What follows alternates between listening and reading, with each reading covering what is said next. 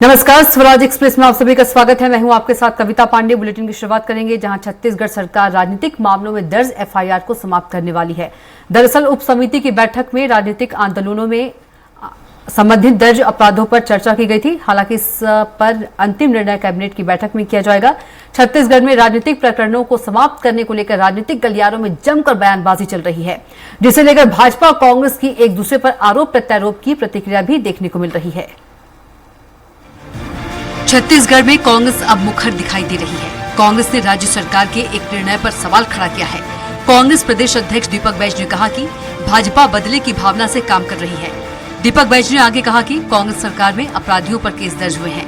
कांग्रेस सरकार ने बदले की भावना से काम नहीं किया। आज भाजपा सरकार बदले की भावना से काम कर रही है। दरअसल बीजेपी सरकार राजनीतिक मामलों में दर्ज एफआईआर को खत्म करने वाली है। कोई दलगत राजनीतिक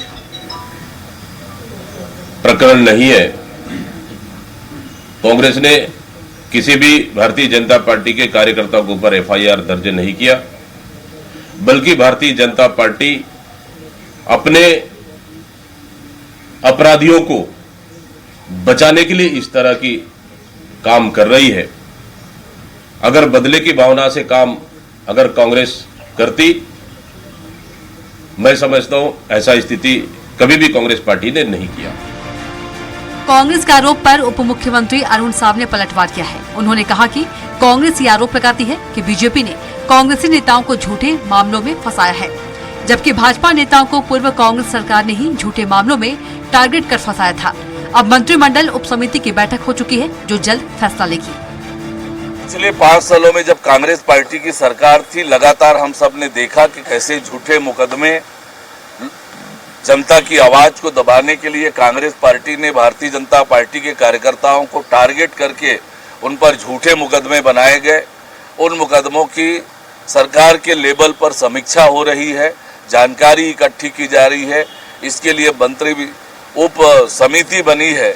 समिति विचार करके रिपोर्ट देगी और उसके आधार पर सरकार निर्णय करेगी। छत्तीसगढ़ में बीजेपी और कांग्रेस के बीच जमकर घमासान देखने को मिल रहा है। यकीनन ये राजनीतिक प्रकरणों में दर्ज एफआईआर को खत्म करने को लेकर है। हालांकि इस पर कैबिनेट की मुहर लगना बाकी है।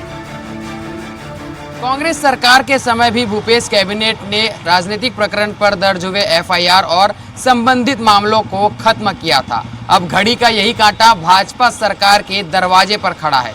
फिलहाल मंत्रिपरिषद की उप समिति में अनुशंसाएं रखी गई है। अंतिम फैसला साय कैबिनेट को करना है।